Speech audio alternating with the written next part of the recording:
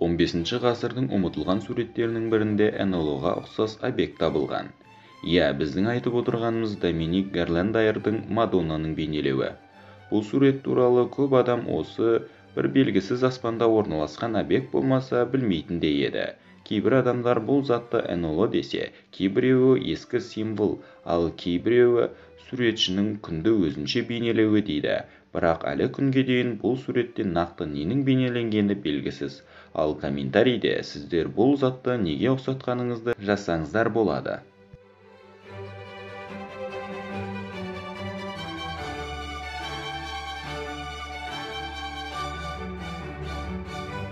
Ван Гог, түнгі кафе террасасы. Бұл суретті көбіңіз көргендеріңізге сенімдімін. Егер бұл сурет сіздерге ұнаса, видеоға лайк басыңыз. Бірақ бейнелеу өнерінен хабары мол адамдар бұл суреттің қандай құпия мағынасы бар екенін біледі. Бұл сурет Леонардо да Винчидің құпия кешті атты фрескасына нұсқау қалдырған деген ой қалыптасқан. Суреттегі кафеде 12 адам бейнеленген, ал ортасында тұрған ақ киген адам Иса пайғамбарға нұсқаулық. Айтпақшы, арт жақта тұрған терезе христиан дініндегі крестке меңзейді. Тағы бір қызықты факт.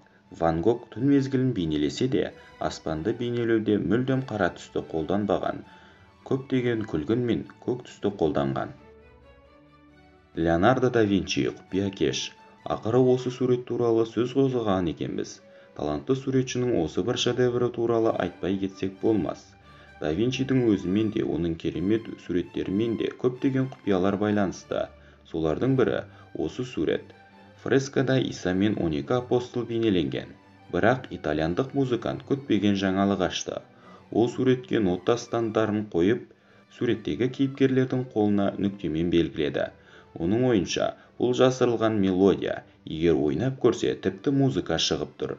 Бұл пікірге салмақ түсіретін факт, Леонардо да Винчи өз өмірінде жақсы музыкант болған. Сондай-ақ тағы бір қызықты теория, Да Винчи коды атты атақты кітаптар мен кинолар желісінен кейін танымал бола бастады. Бұнда Иоанн атты апостолдың орнында Леонардо әйелді бейнеленген. Нақтырақ айтсақ, Мариана Магдалена. Бірақ көпшілік бұл гипотезаны скептикалық түрде қабылдайды. Леонардо да Винчи, Мона Лиза. Тағы бұл ұлы суретші туындысы.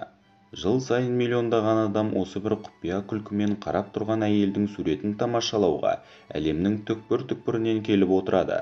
Бірақ ешкім қарапайым көзбен байқалмайтын бұл суреттің құпиясын Джакондоның көзінде орналасқанын білмейді. Эксперттер микроскоптың көмегімен суретке кішкентай LV әріптерін байқаған. Екінші көзінде әріптер бар, бірақ олар дұрыс оқылмайды.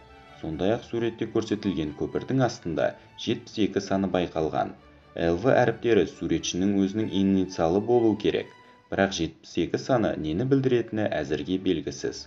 Мона Лиза суретіне 500 жылдан асты, бірақ әлі күнге дейін ғалымдарды таңғалдырып келеді. Ян ван Эйк, Арна Феллини жұпының портреті. Сіз бұл суреттің атында авторында білмеуіңіз мүмкін. Бірақ бұл суретте бір қарағаннан көп мағына жатыр. Суретші өте көп құпия детальдар қалдырған, бірақ солардың ең бастысы ол ортадағы айнадағы көрініс. Онда суретші суреттегі екі кейіпкердің арқасын бүкіл бөлменің айнадағы көрінісімен қатар өзінің автопортретін салған. Бұл сол кездегі революция десек те болады. Сондай-ақ, айнаның үстінде Ван Эйк осында болған деген жазба қалдырған. Әрине, мұның бәрін қарапайым көзбен көру қиын болады, әсіресе бұл құпия туралы білмесе. Ван Антонисон Хендриктің атын сіз бірінші рет естуіңіз мүмкін, бірақ бұл суретшіде өзінің суреттерімен бейнелеу өнерінде өзіндік орны бар тұлға. Сондай суреттерінің бірі 17 ғасырда салынған осы бір пейзаж болатын. 2014 жылға дейін сурет мұражайда осындай күйінде сақталып келді. Сосын реставрация кезінде бір қызықты деталь табылған болатын. Мына екі суреттің бірінен бір айырмашылықты байқа. Иә, көпшіліктің толқынмен жағаға шығарып тастаған киіктің өлігін байқамаған болатын.